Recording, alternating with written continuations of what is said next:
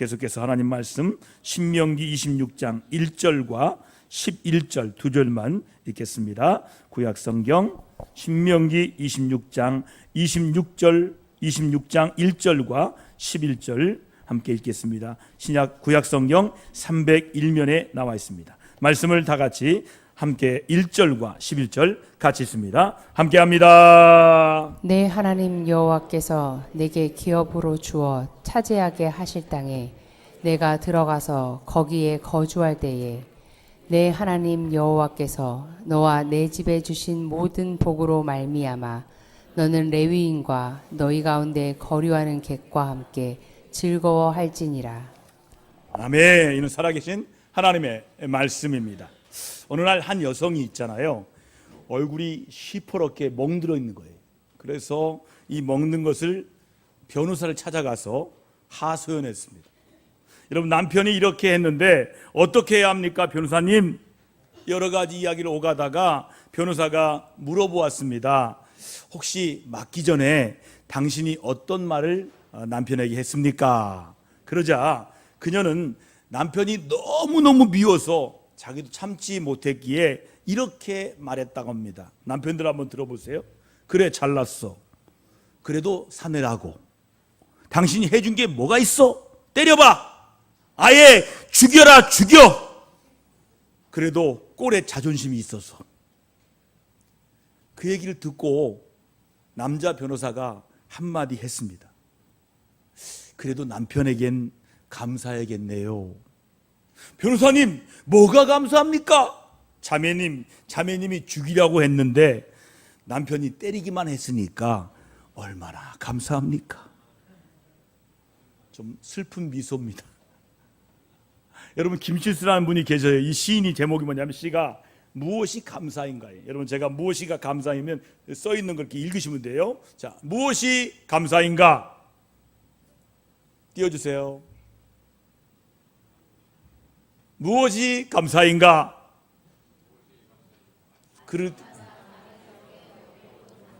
감사입니다. 무엇이 감사인가?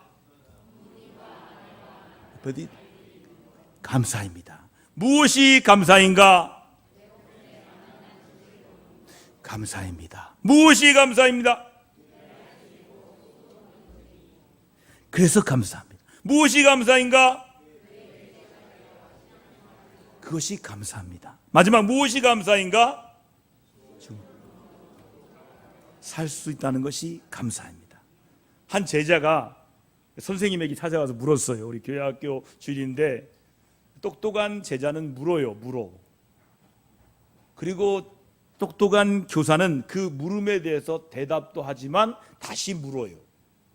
자, 선생님이 물었어요. 선생님, 어떻게 살아야 가장 잘 사는 삶입니까? 이렇게 물었어요.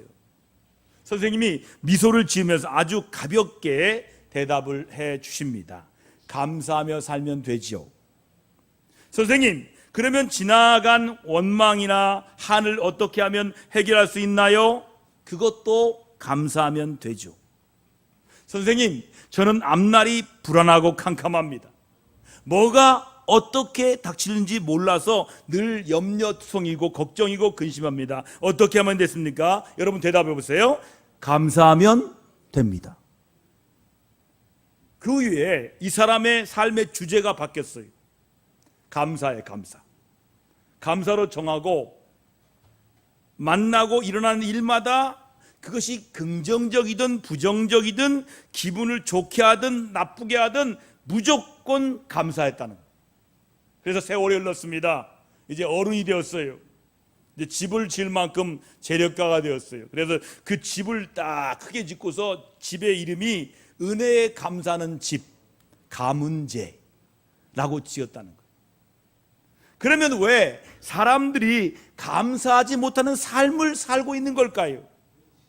여러분, 감사가 없다는 것은요, 내가 지금 받고 있는 은혜가 얼마나 큰가를 모르기 때문이에요.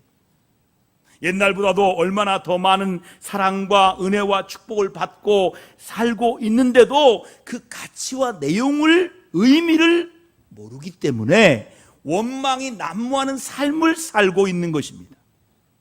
이 예화를 한번 들어본 적이 있을 거예요. 간단히 했던 적이 있기 때문에 다시 한번 깊게 한번 들어보세요. 일본에서 실제로 있었던 일이에요. 내게 없는 것에 대한 집착이 심했던 한 여학생이 있었습니다. 16살 때, 8살 때 어머니가 돌아가시고 또 이어서 아버지가 돌아가셨어요. 그래서 사는데 회의를 느낍니다. 사는 게 뭘까? 그래서 그 회의를 느끼다가 기차에 몸을 던졌어요. 다행히 목숨은 건졌으나 두 다리와 왼쪽 팔 하나 잘라지고 또 오른쪽 손가락 2개를 잃어버렸어요. 이제 남은 것이라는 오른팔에 붙어있는 손가락 3개뿐이었어요. 살 기력과 희망을 없었던 그녀가 극도의 이 절망감에 빠져서 병원에서 수면제를 다 모읍니다. 그리고 완벽한 자살을 준비했습니다. 그런데 어느 날 일본인 청년 타라 아키토시라는 한 신학생이 병원 전도를 와서 전도합니다. 그리고 성경을 선물하고 성경 읽다가 이런 말씀을 받습니다. 자, 말씀 같이 읽어볼까요? 고린도후서 5장 17절 시작. 그런즉 누구든지 그리스도 안에 있으면 새로운 피조물이라. 이전 것은 지나갔으니 보라 새 것이 되었도다. 이 말씀을 보는 순간 그녀는 자신의 오른팔에 손가락 3개가 붙은 사실이 왠지 감격스럽게 느껴졌어요. 그리고 그 청년을 통해서 이런 전도를 받았어요. 여러분, 전도하는 마음으로 같이 한번 읽어봐요. 예수님께서 당신이 있는 모습 그대로 사랑하시고 하나님께서 당신을 위한 계획을 있으니 예수 믿으세요. 여러분, 예수님은 이렇게 전하는 거예요. 나를 보고 믿으세요. 그렇게 믿으면 어려워요. 내 인격을 보고 믿으세요. 아이고, 어려워요. 여러분, 당신의 있는 모습으로 예수님께 사랑하십니다. 할렐루야. 하나님께서 당신을 향한 계획이 있도다. 할렐루야. 그러니 예수 믿으세요. 이 복음의 메시지를 듣게 되었어요. 그때부터 그녀가 내면의 변화가 일어납니다. 없는 것에 집착하지 않습니다. 그리고 있는 것에 감사하며 살았습니다. 점차 그녀의 내면은 아름다워졌어요. 그러니까 얼굴에 한박 웃음이 있는 거예요. 그 내면의 아름다움에 반해서 한 남자가 청혼했어요. 바로 그녀를 전도했던 타라 청년이었어요. 결국 그 둘은 가정을 이룹니다. 2딸을 낳습니다.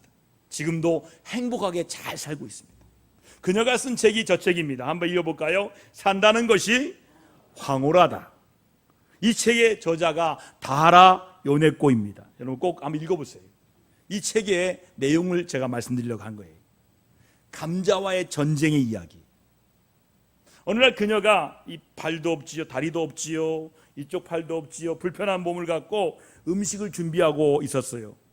감자 껍질을 벗기려 하는데 손가락 3개만 남은 감자 오른팔을 이 비웃듯 감자가 손에서 자꾸 미끄러지는 거예요. 그녀는 필사적으로 식칼을 들고 감자를 따라다녔지만 감자의 비웃음은 계속되는 것 같았습니다. 무서운 절망감 때문에 그녀는 식칼로 자기를 찌르고 싶은 충동까지 느껴졌습니다. 그때 그녀는 마음을 가다듬습니다. 호흡을 크게 하고 마음을 가다듬고 기도합니다. 이렇게 기도합니다. 저 같은 사람에게도 남편과 자녀를 주신 사랑의 하나님, 사랑하는 남편과 자녀를 위해서 감자 요리하게 도와주세요. 여러분, 기도하면 지혜를 주십니다. 기발한 생각이 떠오른 거예요. 감자를 도마 위에 딱 올려놨습니다. 그리고 식칼로 반을 딱 자른 거예요. 그리고 엎어놓으면 감자가 순한 양처럼 절대로 움직이지 않습니다. 잘 정지된 채 가만히 있었어요. 이 감자 껍질을 살살 벗겨서 맛있는 감자 요리를 해서 그날 식탁은 더욱 풍성한 식탁이 되었습니다. 그래서 감자를 썰 때마다 감사했어요. 맛있는 반찬을 만들어 식구들에게 대접하면서 이렇게 사는 것이 너무나 감사해서 우리 주님의 은혜를 진심으로 찬양할 수가 있었습니다. 그녀는 요리와 청소와 거의 모든 살림을 혼자 하면서 절망한 사람들을 만나면 자신의 몸을 다 드러내 보여주면서 이렇게 말합니다. 힘내세요. 하나님은 나 같은 사람도 사랑합니다. 당신이 하나님의 목적 따라 살면 삶은 여전히 황홀할 것입니다. 여러분, 정상적인 몸을 가지고도 삶이 지겨워요 라고 말하는 사람들은 우리를 황당하게 하지만, 이렇게 몸이 불편한 이 몸의 장애를 가진 사람 가지고도 이렇게 말합니다. 한번 해볼까요? 산다는 것은 황홀해요. 이렇게 말하는 그녀는 우리를 황홀하게 만듭니다.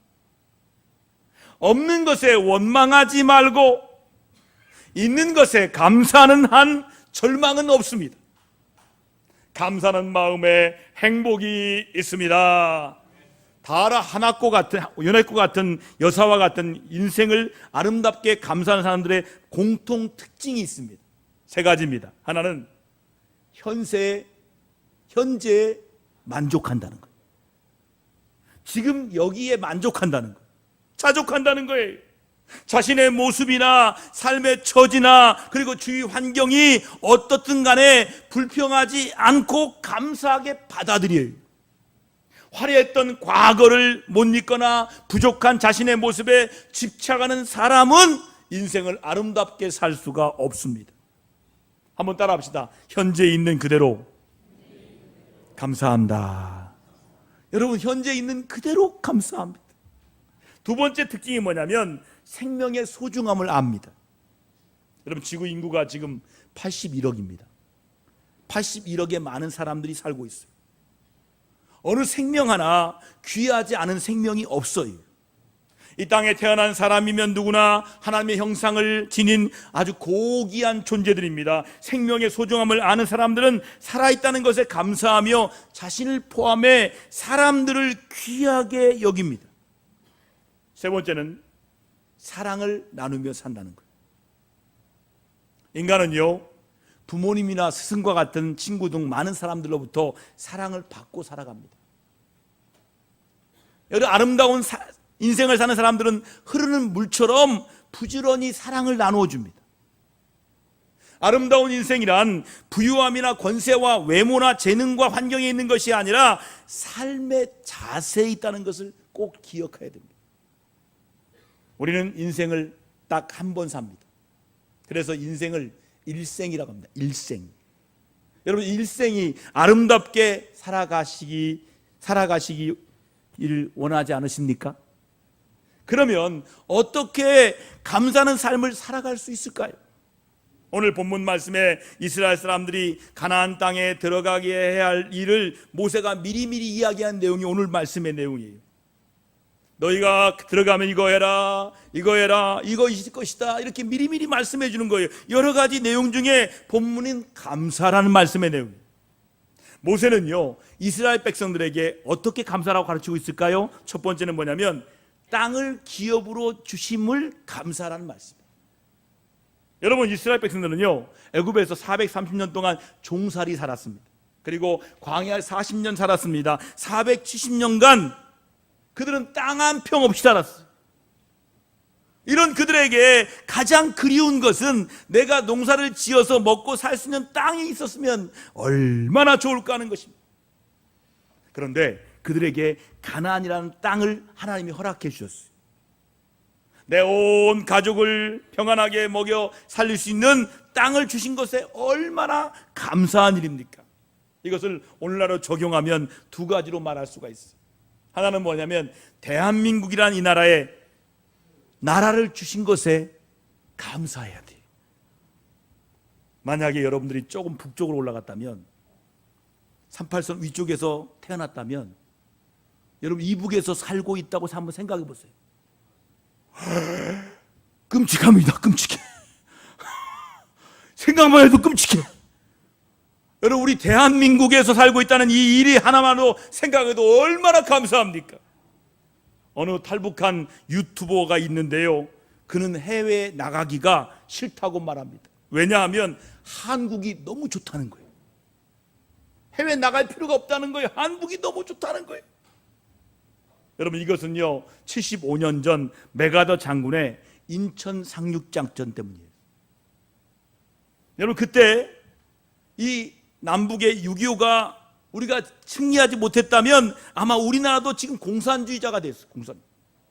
저 북한의 어바이 수령동 다 감시합니다. 아세요? 다 감시해요. 만약에 자녀가 말을 헛구했다, 이 반동문자야. 그런 세상에 살고 있어요.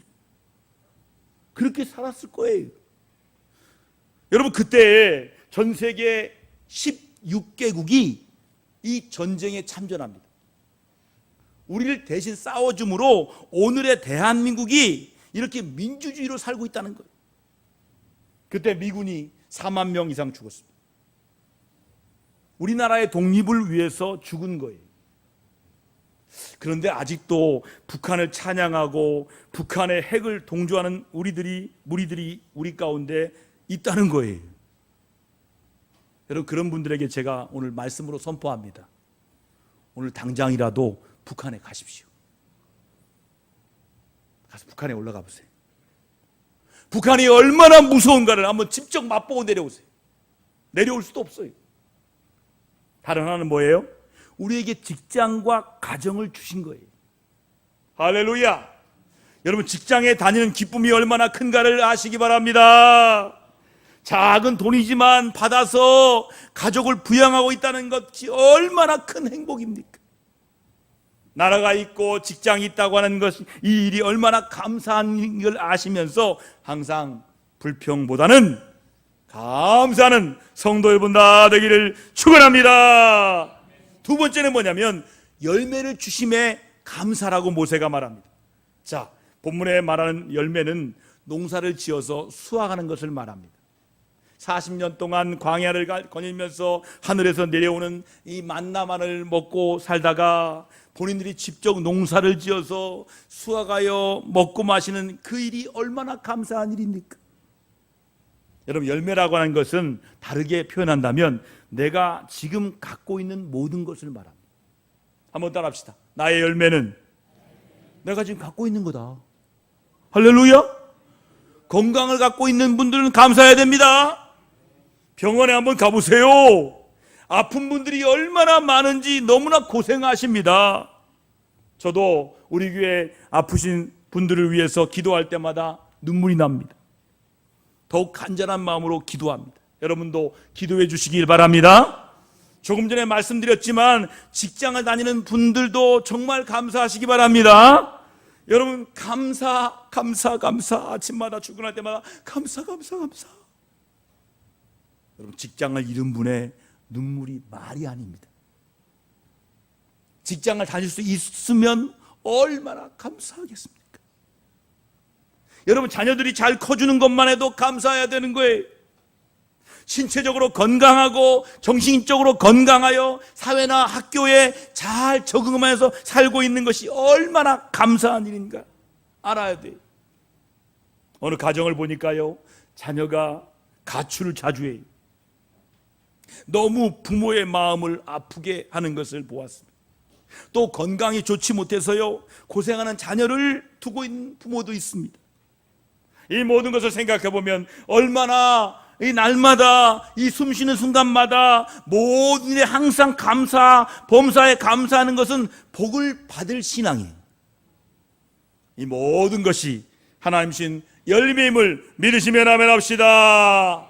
독일의 재무장관을 지난 마르티 바덴이라는 사람의 이야기가 있습니다.